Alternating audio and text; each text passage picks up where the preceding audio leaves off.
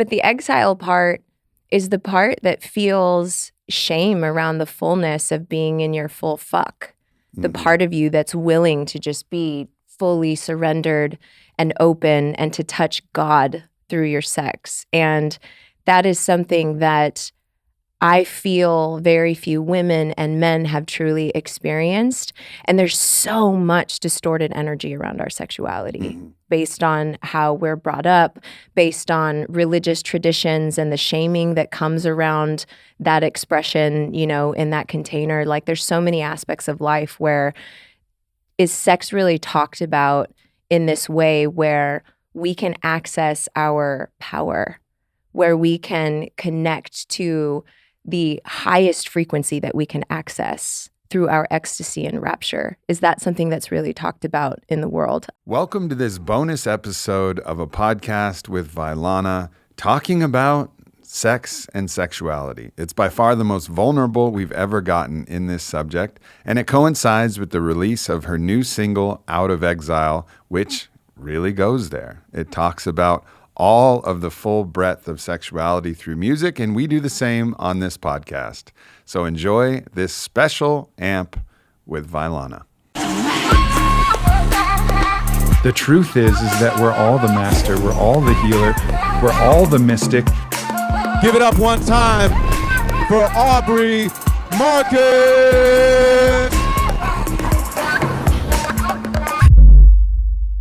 Vylana. Normally I would call you Vylana Marcus, but as an artist, you're just Vylana. Just Vylana. And you have probably the most controversial song of your whole album about to release. So much so, and so interestingly so, that we thought we would have a little chat about the meaning behind it. The song is called Out of Exile, and it's about the reclamation of sexuality and your own journey through that, a journey that I've been a part of. Big part of. Quite a big part of, the monumental part of. Why did you decide to name it Out of Exile? What does that mean to you? So in my own life's experience, in so many ways, I felt disempowered in my sexuality, using it for validation, using it to try to capture love, Hold on. You were not a virgin when we met? This is fucked up. Stop the podcast. How do you think I was so good at it? Are you crazy? We're having a discussion. But the exile part is the part that feels shame around the fullness of being in your full fuck. The part of you that's willing to just be fully surrendered and open and to touch God through your sex. And that is something that I feel very few women and men have truly experienced.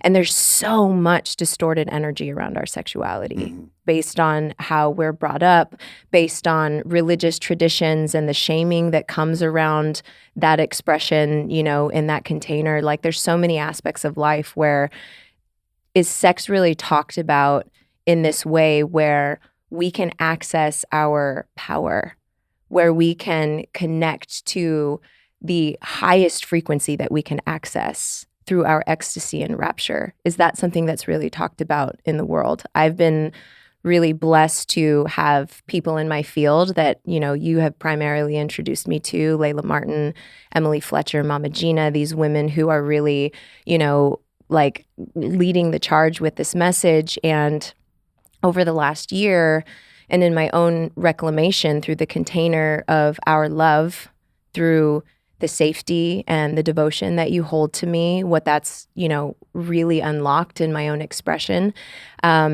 It felt like it was a necessary piece to create a piece of music to that's edgy, that's sexy, that's a little bit confronting potentially, but it just contains the vastness of what my own reclamation has, you know, has had. Yeah, it's interesting because, of course, there is the religious influence that we have to give credence to, of course. I mean, sexuality was always treated as a sin, you know, except if it was specifically for the for the purpose of making a baby, For sure. in which case, like, then it was okay, but it had to be in missionary position. Actually, sodomy is defined as anything that's not missionary position sex, right? So, and that's Doggy the style highest is sodomy. sin. Yeah, it is. Oral sex, sodomy. So that's actually, and then you have stories where the biblical God of wrath and punishment, which if you look at what what the stories say, he sent a fireball to destroy an entire city of men, women, and children, a city called Sodom, because they were sodomites. They were, going down on each other and stuff. Having sex for pleasure. Having sex for pleasure. So you have to think that this, and we were obviously founded by puritanical pilgrims.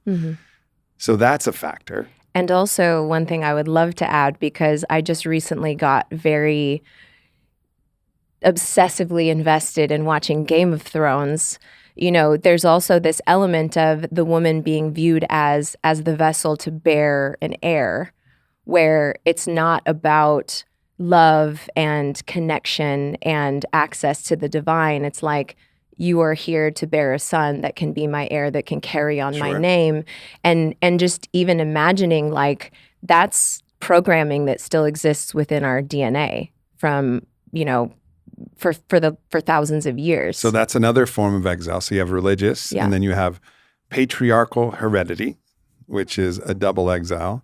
But it's even more than that. I think there's industrial puritanical, roots, which is basically pleasure is fucking off and work is good. And it's part of this kind of industrial revolution mindset, embrace the grind, this whole thing, like constantly be working. Your worth is determined by your output, and that concept has actually made pleasure something that is below, work. And so it's the same idea of, people. I think we've all had parents or other people like sleeping in till 11 a.m. Should be getting up there and getting to work. You're going to have to sacrifice to make life happen. Yeah, and there's of course, compromise and just like. And why you sleep in the day? Well, I was up at 6 o'clock and I already did all this work by the time you were awake. So it's this industrial puritanism that exists as well. So that's like a triple exile that's there. And then there's the exile that comes from people's jealousy, basically, right? Like a lot of the slut shaming, I think, it has some of the roots of these other exiles, but it also has just men's jealousy. Oh, you want to have sex with somebody that's not me? You're a slut. And so it's a way to denigrate that thing when actually the source of it is jealousy. So it's almost a fourfold exile. Or even just judgment, because when there's judgment, there's always an aspect that has to do with self. So if you see somebody that's very liberated in their sexuality, where they're experiencing pleasure of their own choice and in their own authority, and that's threatening to you because you don't contain that same sense of freedom within yourself. Right. So that's an easy way to be like, you're a slut. Yeah. Let me shame you. Let me feel bad for your sense of freedom because I don't have access to my own. Yeah, it's a way to place your own virtue above somebody else when really, again, that's a form of jealousy. I'm jealous that I'm not as liberated as you because of this other cultural programming that I've experienced. And so therefore, let me shame it. Let me denigrate it. Let me make it worse than what I'm doing as the virtuous one. So there's many ways in which sexuality has been exiled, and it's not only women, but I think women have had to bear the brunt of it because of the patriarchal heredity exile. And we do have, names have always been passed through the paternal line. Lots of things you can say about the patriarchy, and in a lot of ways it is kind of overdone, I think, but there's a lot of truth to it as well. Undeniably so. So, and in that, I think to imagine that we would just be able to shed all of that without that having an influence on us is just wild to assume that we wouldn't be impacted by that fourfold exile. And of course, you were.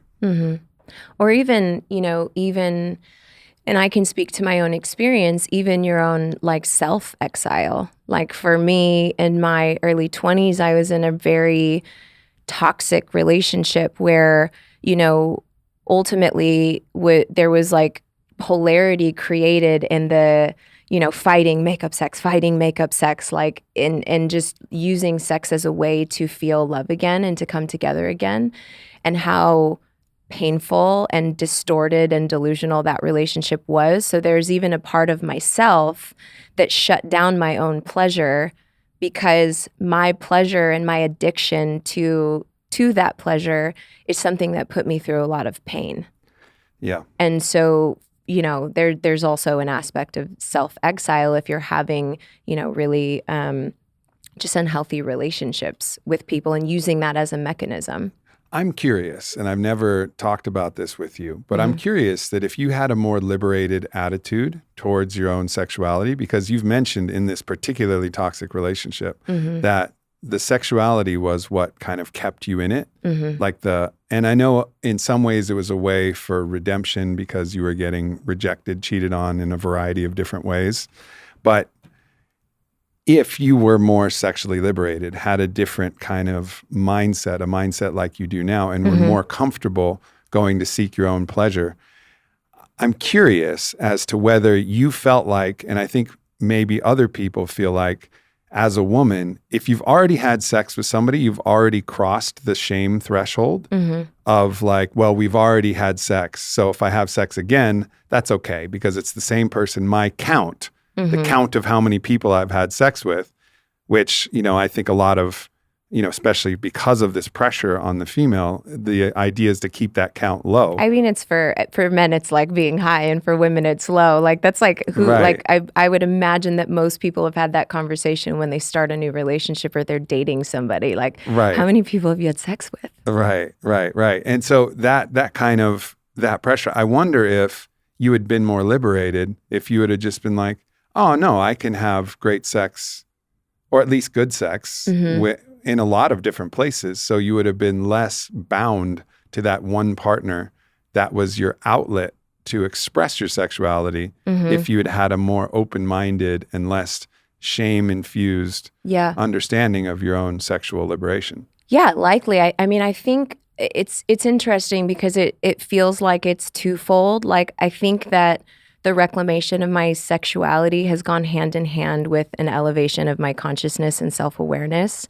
So I think there's like, it's a little bit more nuanced than just specifically that. I don't, honestly, at that time, I don't think that was something that I was super worried about, or I personally have never really been slut shamed.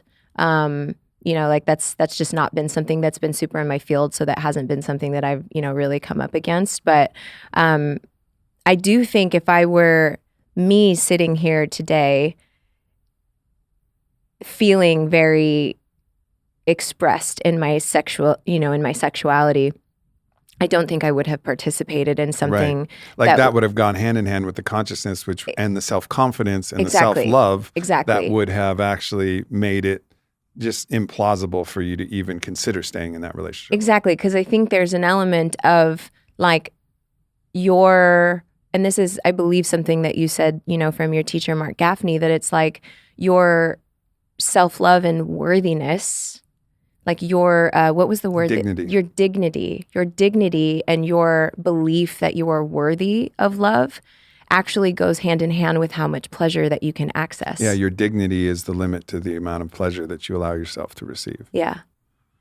Yeah, which is a very interesting concept to explore, being that we actually place a ceiling on our own pleasure based on how much we feel we deserve that pleasure. Yeah. And that mechanism I've explored with love, because of course we only receive love equal to the amount of love we feel like we deserve. Otherwise, we think that somebody's foolish, or like that they're missing something. They're not seeing the real truth, or it's not real, but we just won't let it in.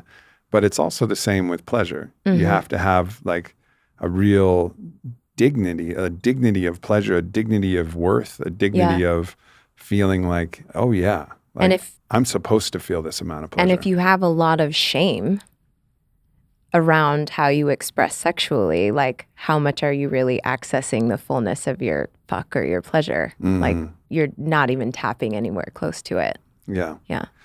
So what has it been about this container, this unbelievable union that we're in? What has it been about this union that's really allowed you to unlock and flower into the full fuck of your sexuality? Yeah, it's actually the story of the song. And so the first verse of it really establishes in the lyrics that this is a container of safety.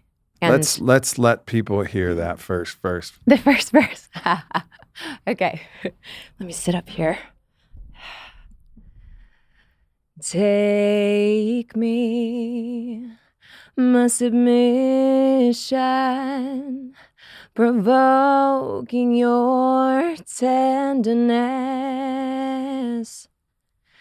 Enter the garden, total permission. My flower she opens for your devotion, an ocean of timeless pleasure.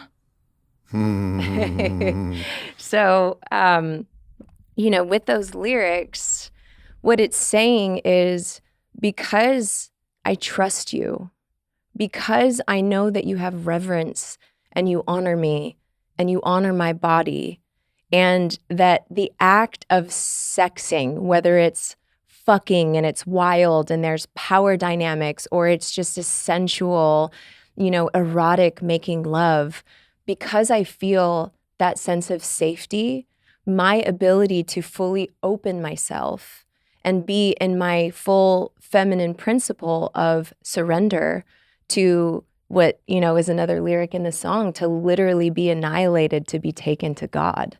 Like, it's the safety piece of it. It's the fact that I know that no matter what it is that we go through, like, we're here for each other. We're in integrity. You're in integrity with yourself. You're honest. I'm honest. Everything is authentic. Everything is true. Something about that sense of safety creates the vastness of potential for where you can go in your sexuality and how much pleasure you can access. Yeah, absolutely. It's interesting, I think people are afraid to actually really surrender and enter into that feminine principle that you talk about, because they're worried that there's a kind of greedy, rapacious desire from the masculine that always wants more. And the more you surrender, the more the masculine principle will take. And I think we have to be careful not to just place this on one sex and not the other sex, because it can be whoever's both. holding the polarity. Who's ever holding the feminine or masculine polarity. But until you trust that the masculine polarity will not take more than is given, and that the submission will actually provoke the tenderness, and that's when the dynamic is healthy. When it's like, I give you an inch, you take a mile. If it's in that kind of cliched model, then you're never going to feel safe, because you're always going to be guarded, because the more you give, the more that they want to take. And so there's no trust in the container. So you're always guarding yourself. Yeah. If there's any fear, it's like your whole energy body, your pussy, it's like everything is a little bit contracted, even though you might be feeling pleasure and enjoying yourself. Like, there's some aspect of you that's a little bit shut down because you're afraid. You're afraid of getting hurt. You're afraid that, I guess I can say for me in my former years, like, I was afraid that giving myself in that way meant that ultimately I would end up in a lot of pain, because there wasn't the trust aspect there. You mentioned a couple times that sexuality can be a portal to God. And there's a lot of interesting ways to enter into that understanding. But it's something that we kind of know, actually. and again, like Mark would say, like anthro-ontologically, we feel it, and it's been in pop culture. Even, Trent Reznor in the 9 Inch Nails song "Closer," you bring me closer to God. I want to fuck you like an animal. You bring me closer to God. Yeah. And it's like we hear that and we're like, oh yeah, I get it. I fucking get it. And it's iconic. Like that's withstood the times. Of course, because we kind of know that that's true, but we don't really follow the thought all the way through. And also there was a study done, and Mark again loves to talk about this, but a study done about what people say when they're climaxing. And the things that people say are God or your partner's name. And he likes to talk about how that is really the same thing, that you're actually recognizing that your partner in that moment is also a representation of the divine in bringing you to the divine, and you're entering the divine space together, or you're just calling out God because that's what you're experiencing. Or what you say is fuck. You actually say fuck, which in Mark's phenomenology of Eros, in that transmission, fuck is another name for God, right? Like that is because of Eros, Shekinah, God. It's all representing this kind of merger of the union and then the collapse of self, the destruction of self, like this kind of moment where you come together and part of you is annihilated and another part of you opens into apotheosis, into a state of the divine, where everything else melts away. And for that moment of climax, they used to, in French, they called it le petit mort, like the little death. It's like in that moment, all of you dies and you merge with something ecstatic that's beyond our comprehension. And so it's interesting that people don't really give that as much credit as I think we actually really believe when we start thinking about it. And then to also acknowledge how much of the way the world operates is actually driven around sex.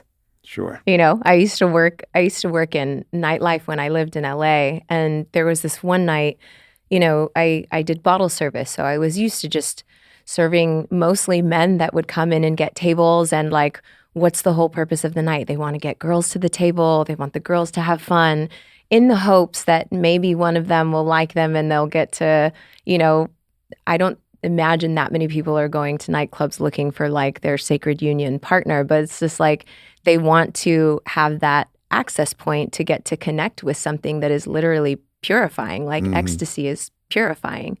And one thing that I love, just kind of imagining the moment of orgasm is when you're reaching that peak expression that is vibrational, of ecstasy, of rapture, it is the potential to create life. When it's with a man and a woman, it's a potential to create life. Right. So it's literally this high frequency of the potentiality. It's God. You're literally, and you stepping always into are, but consciousness. It's stepping into fully creator consciousness.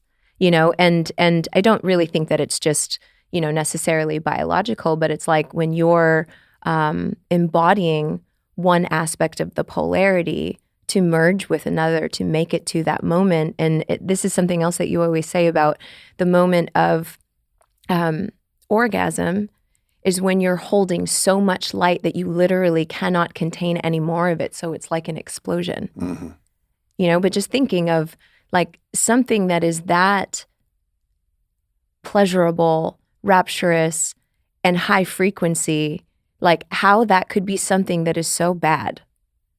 How could that not be purifying on multiple dimensions of your being, And that's kind of the world of thought that I have been stepping into this last year, just knowing these really extraordinary women who have been studying Tantra for, Layla Martin, who's been studying Tantra for over a decade, and who just really understand it from a spiritual, biological, emotional, psychological lens. It's really opened my mind to how much power is in our sexuality if we can really claim it of our own authority for ourselves. Yeah. interesting thing is that, again, to talk about the first exile being the religious exile, I think it really comes into view if this is a portal to unmediated access to the divine, but your business model is being the mediator For sure. to the divine. You want the divine? You have to go through me. I'm a priest or I'm a church and, tithe to me. And if you look at it from a business model perspective, and there's a lot of beautiful aspects of religion. And of course, I'm deeply involved in a, Hebrew lineage that's reviving some of these ancient understandings, religious understandings that have been kind of misconstrued over the ages.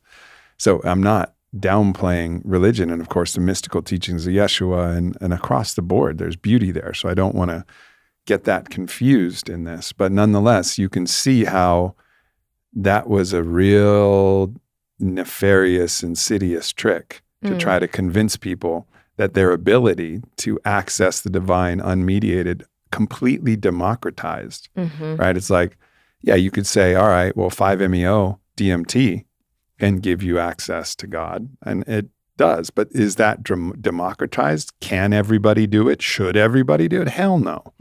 Not enough toads. And even if it was synthetic, it's like, it's not the right thing for everybody to experience that.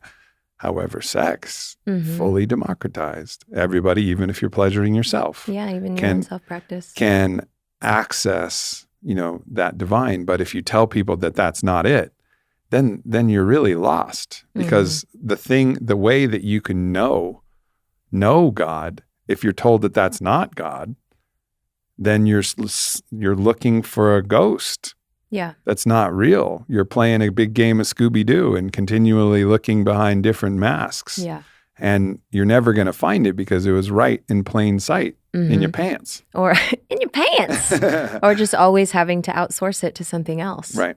And that's one thing that I really love too about, the teachings about sex magic. And, we've done a podcast with Layla Martin that would, if anyone's really interested in it, can go check it out. But like, you can even access these expansive states of consciousness through your own practice with yourself by connecting that pleasure energy, that fuck energy to your own heart with intention, with visions. Like there's so much available, but this isn't a conversation that many people are having. And so, my intention for this song is to start the conversation by something that is exciting and awesome to listen to. Like one of my intentions for the song was for it to be something that was iconic. Like I want to, like closer. I want to fuck you like an animal. You take me closer to God. It's like for some reason that hits for people. And he's talking about you let me violate you. You let me desecrate you. And it's like people go bananas for that song. I'm sure it's also very, very threatening and confronting and triggering for some people as well. But I wanted to capture that same essence in this song that's like, there is so much here for you. If you can open your mind, if you can open your heart, if you can just like allow yourself to feel the transmission through the frequencies of the music and through the lyrics and through, this is the expression. It's my autobiography of my own reclamation. And not everyone's is going to look the same, but like maybe it can activate and inspire something in you because it's like it's reaching you in a way that doesn't have to contain understanding, but it's more about like the felt sense of how does this land in my system? How does this feel in my body? How does my body want to move in this like Kundalini-like energy? And then the rock, the electric guitar comes in and the violin takes you to the climax. And then after there's these ethereal voices coming in that's like the afterglow of after you've accessed something that's extraordinary and beautiful and purifying and pleasurable. Mm-hmm. So a cultural phenomenon, 50 Shades of Grey, just hit the world and just, I don't know how many of those fucking books sold. It's not even a good book. I read one. I was like, wow, this is not a good book. I totally read all of them. And it was like it was very exciting. Yeah. I think for a woman, for many reasons. Yeah. And so, and it's one of these things that's like still a little taboo, but it's also gotten more mainstream in a certain way. And it's something that we've explored as well, power exchange. And so what is from your perspective that experience to step into the power exchange, submissive, dominant dynamic? What does that open up for you? So for me, and I think that it becomes a mirror to life where, we go into the space, and for me, it's a very sacred container because I am completely surrendering myself to trusting that you know exactly how to feel where my limits are, and also to be willing to be uncomfortable, impatient, all these things that, like, if you mirror that to life, it's like, how willing are you to surrender through discomfort? And to trust that the divine is always carrying you, no matter, what challenge or what challenge you go through, where you'll end up, like, how much can you surrender? And it's fascinating because there's something about the expression of that surrender that creates this, like, high feeling, almost like being on psychedelics, almost like smoking cannabis. It's like my whole body just feels like I'm floating on a cloud, and pain and pleasure morph into the same thing because they're happening simultaneously. And there's this realization that there's a fine line between the two of those. And they've actually accessed pleasure simply through the pain, flogging, whatever it might be. And it just feels like it blurs all of these lines where normally it's like really black and white, like pain is this, pleasure is this. And then all of a sudden they're intersecting and weaving and morphing with each other. And there's like a big liberation in that. And I feel like, that practice that we do, which is incredibly rapturous and exciting, and it also creates a lot of novelty if you're in a monogamous relationship, like we're very, very devoted to making our pleasure and eros and our, sexual connection a priority in our partnership. Like we have date nights as often as we can, and not often enough when we get, we're most of the times like going at I a look really, forward really, to our date nights more than anything. No, but it's like it's anything in the world. We go at a fast pace though that sometimes we just kind of fall off, and then we both feel it. It's like something in the relationship feels like it's getting stagnant or like a little bit robotic. And then we have a date night and it like reinvigorates our partnership. And when you're, playing in these kind of power dynamic situations, it feels like it's bringing a new sense of novelty because it's always shifting, like sometimes we do the same thing, but it's also like we're creating some sense of distance and newness and... Well, we're stepping into a character. Yeah. You're stepping into a submissive character. You're not submissive in ordinary life, nor am I dominant in ordinary life. Yeah. But stepping into that character, it's exaggeration of polarity, to the extreme. You representing the feminine principle in exaggeration, me representing the masculine principle in exaggeration, and not the shadow masculine. It has to be both the fullness of the divine masculine that's deeply listening at a level that, calls forth my actual highest divinity. So my experience in the dominant role is that because, as the song says, because of your submission,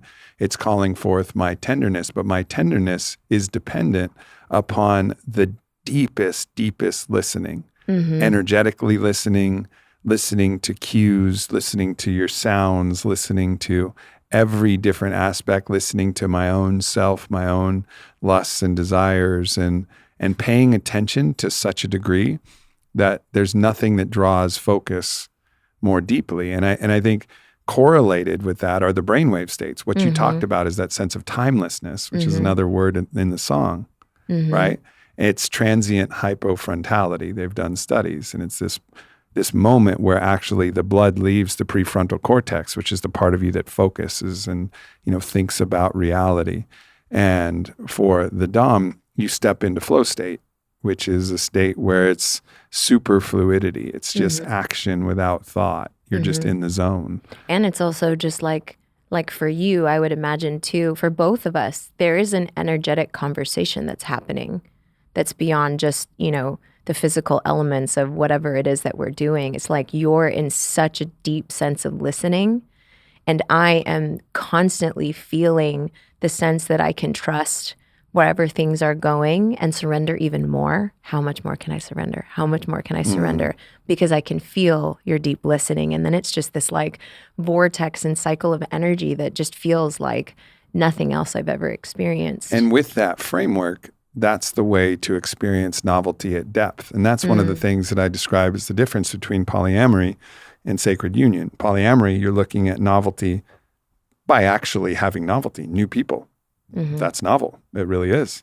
However, the trick of being in union is finding that similar experience of novelty, but at depth. And one of the ways to do that is to exaggerate polarity so that the polarity actually brings you to a state that you've never experienced, that neither of us have ever experienced. A more masculine pole than I've ever reached and a more feminine pole than you've ever reached. And then we encounter each other at the same time. So it's like we bring the stranger, and Daphne calls this the stranger, back into the relationship, the novelty of meeting each other for the first time. And that is absolutely exhilarating and electrifying. And that's why I think it's one of the technologies that allow a monogamous, or at least monogamish, container to really thrive, is some of these techniques that bring in that sense of electric, wonder-filled novelty. Yeah. And I think it's, I've been in, I was kind of like serial relationship type of person before you. And most of those cycles were around like 2 years. And there were a lot of elements that were the reasons why they ended. But it's just like at some point, what initially drew you together, the novelty, the excitement, the craving, the feeling like you don't really know, and then the sex that can feel really like, exhilarating in the beginning. It's like all of those kind of textures start to fade a little bit. And in our relationship, as I said before, it's like we're always creating that new novelty. So it feels like we're constantly meeting like our partner, but in like a new expression, because we're always evolving and we're always changing, and we're always devoting ourselves to having our pleasure and eros be, the highest priority of our relationship. Yeah. And, in that, it's we tend to actually have more like struggle or conflict when we're not keeping up with, for sure, being in eros as much. For sure. And power exchange is not the only way to do it. I think we had one of the most particularly strong and powerful experiences when we actually, again, and on a lot of this, I have to give so much credit to Gaffney for his work, but what he would call a version of sexual theater, in which I put on the role of this wild, eccentric, erotic mystic. And I like really stepped into the role, and you were auditioning to be a part of this mystic's private collection of films, and that was like that he was creating as this wild, erotic, mystic, reclusive artist, and I like stepped in all the way, and you stepped in all the way. And in that, I was able to embody a character that was like so erotically entranced with every kiss, every smell, every breath of that I was experiencing with you. And then that just brought you alive to a whole other level. Yeah. And so there's so many of these kind of technologies that they only really work if you go all the way. If you're kind of like, if you break the spell and you're like, ha ha, and you step into your role or you laugh, you can always laugh. But if you really try to step into the role fully, that's where it's magical. Just like Burning Man, like you got to step into the consciousness of wow to understand how wow Burning Man actually is. And you got to step into the consciousness of what you're actually embodying to make these dynamics really work. That's to say that there's many different pathways that can actually access these different aspects, because we're a hyper object. We're so many different things. And it's also just like, there's a fluidity to it too with us. Like, there are some times when I feel incredibly sensitive, and the idea of any kind of power dynamic is like so not where my energy's at for whatever reason. And so then we get to explore different aspects of more of like a sensual nature of our sexuality, or, Or sometimes where you want to be in a bit more of like a dominant, you're like kind of like the teasing courtesan who's like, no, you just lay on your back and you listen to me, and that's fun. Mildly dominant. Yeah. Dominant isn't really my gate, but yeah, that's about as far as I go with that. But nonetheless, that opens up a new vector as well. And this is the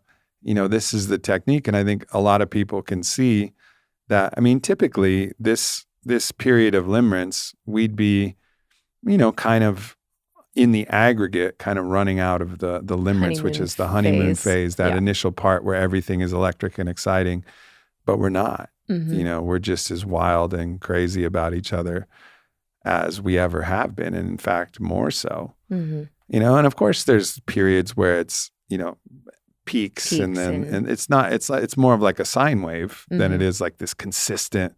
Of course, we're human beings. We get stressed, we get busy, we get tired, we get distracted, but like every peak seems to be an even higher peak, and that's like, I mean, we just got back from Green Bay, and I remember like in one of those days in Green Bay, I was like fucking maxed out, just absolutely maxed out. Puppy dog and following me around. Yeah, I'm exactly. so obsessed with you today. Yeah, exactly. Like, ooh, yeah, sweet. and that's the possibility. That's the good news about this situation. That breaks this cultural double bind that people say, like, well, you're either single and then you have excitement and passion, or you're polyamorous and you have some excitement and passion, but deep challenge and pain. And most men who I talk to are like, that sounds interesting. And I'm like, yeah, but think about loving your sweetheart so much and then knowing that she's getting fucked in the ass by somebody tonight. And they're like, yeah, never mind, fuck that. Like, just kidding. That sounds horrible. I'm like, yep, nailed it. You know what I mean? Like, it's like, so you have that kind of dynamic, or then you have, and then there's boring old monogamy. And it's like, nope, doesn't have to be. And also, as Tammy Nelson famously said, there is a monogamy continuum. Like, monogamy isn't one thing. It's also can be a kind of a softer, boundaried edge to that. And that's something that we've also explored, and it's been extremely fruitful and also very surprising given the background of how many men have cheated on you. Yeah. And how much jealousy has been a part of your life and your ability to step in. So talk about that a little bit as well, because that's been a deep journey that we've only alluded to, but fuck it. We're coming out without Here Exile. we are. Yeah, coming out. So essentially what he's describing is just, inviting other women into our container at times. And it's been so liberating for me, because I have been so contracted in like jealousy and competition, because as you said, I've been in so many, pretty much all of my relationships, there was some sense of betrayal or cheating. So I've always looked at other women as threat.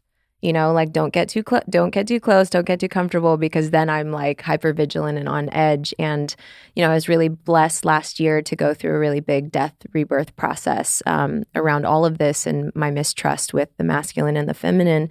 And, in actually a very sacred context, we engaged in a very deep and spiritual experience with a sister of ours. And it's funny because I'm wildly excited by seeing you be in your pleasure, even if it's not with me. And it's like there's something beautiful about intimacy with the feminine that's just different.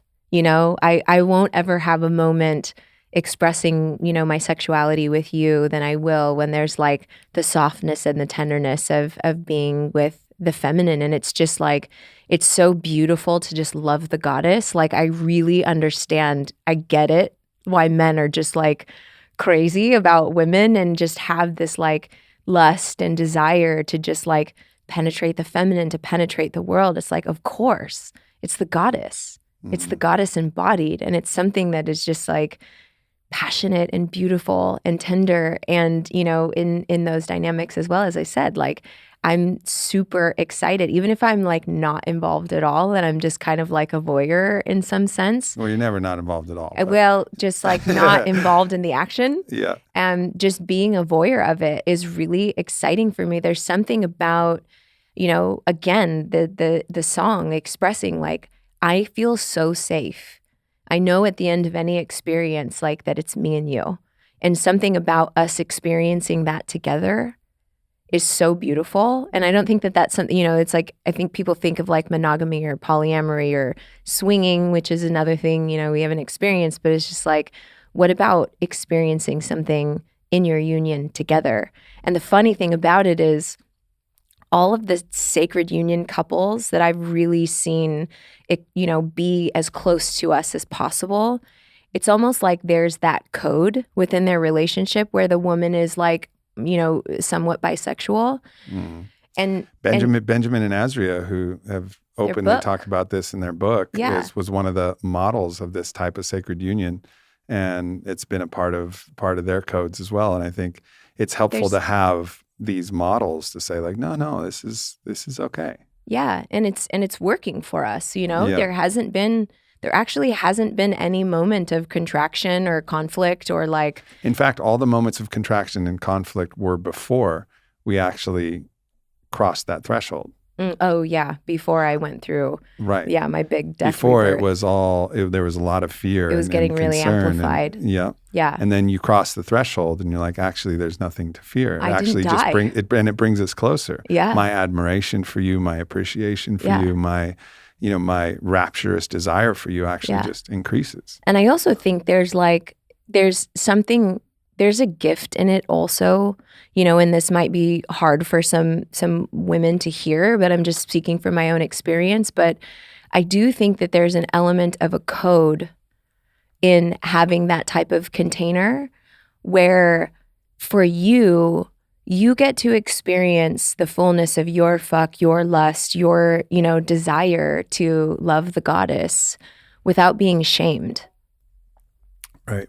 Because there's so much like, fuck you're men's lust. You're either a good man or you're a dog. Or you're just a dog. Yeah, exactly. And I think it's, you know, it's very nuanced, and I don't see, you know, a tremendous amount of men in the world that I've met, you know, expressing in the way that you do with so much integrity. But it's been a gift for me to be able to feel so liberated and comfortable to, you know, I don't want to say allow, because that sounds like I'm, you know, dictating, but to just like facilitate or create that kind of container where you can fully express your sexuality without shame. And I'm excited by it and I love it, because it's like this, the term you always like to use, compersion. It's like I'm actually connecting to your pleasure, your excitement, like I'm on the inside of your experience. And something about that is just like, oh my God, like I love this. I love being able to give that gift to you. And simultaneously, it's very pleasurable for me. Yeah. It's, you know, and also just so people are aware, like because of my baptism through the fire of polyamory, I mean, I was accused of having a cuck fantasy where I like got off by the idea of another man sleeping with my sweetheart. I never did. Mm-hmm. And all power to people who have that fantasy. I just don't. But nonetheless, of all of the challenging experiences I ever experienced, the challenging experiences were not when, and in the few occasions where there was another man actually present in the sexing with my partner, that wasn't actually the hard stuff. The hard stuff was when I was away from it and I was imagining it and not a part of it and wondering what was actually happening and how the cuddle, how she was lying on his chest when they were done and what they're like, that was like the really hard part. Mm-hmm. And so in this, as well as just my own sense of reciprocity and fairness, I've always offered like, yeah, I mean, if there's a man that you feel that with, also I'm fully open to facilitating that for you. Now, Yeah.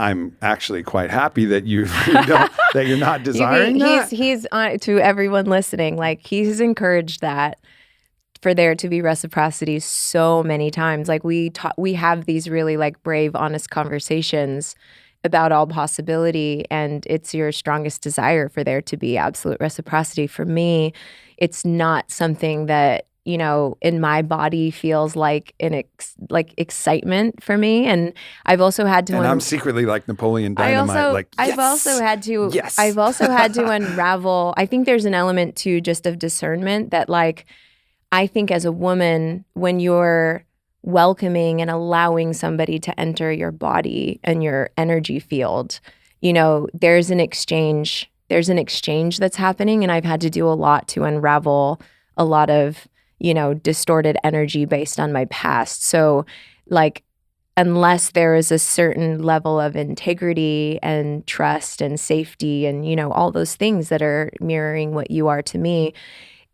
I don't have the natural excitement around really wanting to go there now. Right. I don't know that I ever will, maybe at some point, but it's not there for me now. Yeah. And I've really checked in, like I've had ceremonies where I'm like, okay, body, like here's this scenario. What does this feel in my body? Do I feel like with a person that I know, how does it feel if this were to happen? It's kind of like, it could be cool, but it's like not like, oh my God, I want this. If it's something random, how does that feel? And it's like, it could be cool, but I'm not super excited by it. But something about like loving the goddess is part of my full expression of my sexuality that I'm claiming. And that feels really exciting for me now. But yeah, we'll see. I think one of the moves that's been made in kind of this postmodern or woke modern kind of idea is that men and women, feminine and masculine, is actually the same thing, and sexing is actually the same for both people. And I think there's a real liberating aspect of that, of bringing in, equality, egalitarianism in the expression and claiming of your desire and your sexual experience. However, I think there is also a truth of biological and polaric difference in that actually, literally, you are, as a woman, allowing a part of another person's body and the extension of the energy of that person's body actually into your chakra body. And that's a different thing than actually, as the man who's penetrating, to receive the penetration is fundamentally, energetically, it's a different thing. Yeah. And it has kind of a different landscape. And it doesn't mean that any actions have to be different because of that. But I think there's a celebration of our both biological and energetic difference that's involved in the act, which actually makes it beautiful. But to try to make everybody the same. Yeah. And also it goes along with calling mothers birthing persons or something like that. Like I get it. Someone can embody mother energy as a man, but nonetheless, like a mother that actually births there's only one being that births. And that's a biological woman. And that's, so while I understand and appreciate so much of the impetus behind all of these cultural ideas, and I think that's sometimes missed, even in this birthing person's argument. Like if you're a homosexual male couple and one partner is embodying the feminine principle and being the mother, well, they're representing the mother. They're representing the great mother, and I think that's important. However, birthing person, well, no, there's only one type of biological sex that can actually birth a person. And actually physically has a womb in the codes and to be able physically has to a create womb life. And physically can actually, so it's a celebration of a lot of these ideas in this kind of postmodern approach, but also a kind of transcendence of that in the postmodern, where you say, yes, I appreciate that. However, let's go back and reclaim and include all of the pre-modern understandings of, there's some fundamental differences. Yeah, I agree. And I think that's, vive la différence. It's like celebrate everybody's uniqueness. And that's also, a strong part of my intention for this song is I'm claiming this for myself, and no one else gets to dictate, my sexuality but me.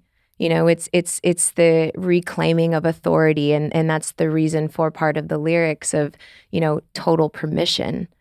Like, I am welcoming you of my sound authority into my energy body to meet God, to feel rapture, to feel connection, to feel that collapse of, separateness. But I think that's, that goes for men and for women. Indeed. Mm-hmm. I'm wildly intoxicated by you. I love you madly. Thank you. And I'm so, so thrilled for this whole album. And this song is a fucking banger. It's a banger. Yeah. I mean, my hope, to be totally truthful, is like just hearing it, I'm like, people are going to have sex to my song. And I like it. Yeah, for sure. I like it. I like being a part of reinvigorating that code. Indeed. People can see this on YouTube. Are you going to release it individually on YouTube, or are you going to wait for the full album? Yeah. So this particular single, so my single that I released last month, Phoenix, I released it with a music video that you can see on YouTube, YouTube/Vylana. I also have my website, Vylana.com, that has all the content around, this whole album, which is called Goddess Rise. Out of Exile is releasing today, as this will be released. On Spotify and all music platforms. And I'm actually going to keep this music video to be part of the entire visual album, because there will be an entire 5-song EP that's going to release in November, likely going to be November 4th. And it'll have an entire visual album that tells the story. And, as I said before, like, this entire piece of art and creation is my autobiography and the medicine that I know how to offer in the greatest way that I can through my voice, through all the love and the energy and the hardship and the challenge and the darkness and the reclamation. Everything that I've been through in my life is in this music. And, so far, the feedback just with Phoenix and people really feeling it has been so overwhelmingly positive. And thank you so much to everyone who, has just brought this into their life and allowed that transmission to just really expand them. And I've never done something greater, and I'm just so grateful to share this message through my voice. Indeed. There's kind of a funny story about the filming of this particular song, because the idea was that I was going to be involved in this song as well, and we were going to try to artistically embody what this kind of erotic polarity union that, what that actually looks like. But not porn. But artistic. Imagine like the 300 scene, right. The 300 scene with what's his name? Leonidas and Cersei. And Cersei. She is Cersei. Yeah. But what ended up happening is I was really sick. It turned out I had COVID, but we didn't know I had COVID yet. I was just really sick. Yeah. And we had. No, I already had it.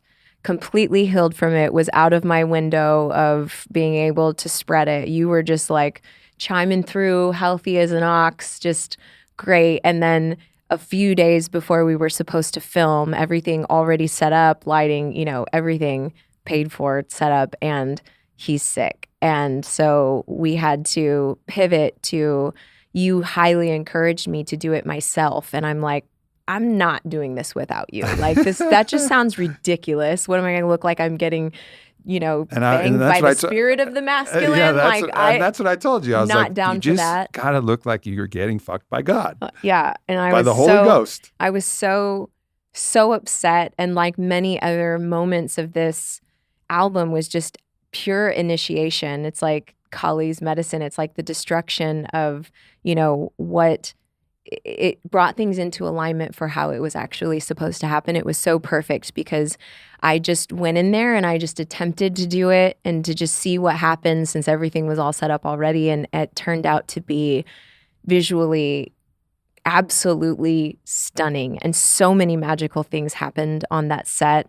And, it's just me, and I got body painted by a dear sister, Karen Chroma, who really really brought it home. And it's just, me expressing what this song means through my body, through my emotion, through my eyes, through everything. And so it will be a woven part of a full visual album, and it's going to be really spectacular.